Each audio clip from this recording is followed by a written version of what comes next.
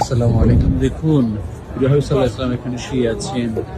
হাজারে হাজারে মানুষ পঙ্গপালের মতো ছুটছে রাসূল সাল্লাল্লাহু আলাইহি ওয়াসাল্লামকে সালাম দেওয়ার জন্য।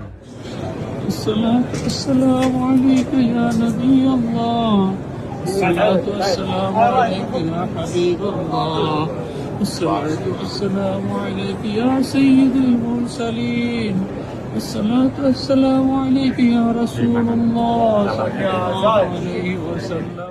হাজার হাজার মানুষ, পুরো বিশ্ব থেকে মানুষজন ছুটে আসছে মদিনা মনোয়ারাতে। রাসূল ইসলাম এখানে শুয়ে আছেন। এই সবুজ গম্বুজ, এই পাশে জান্নাতুল বাকি। আল্লাহ তাআলা সকলকে কবুল করুন।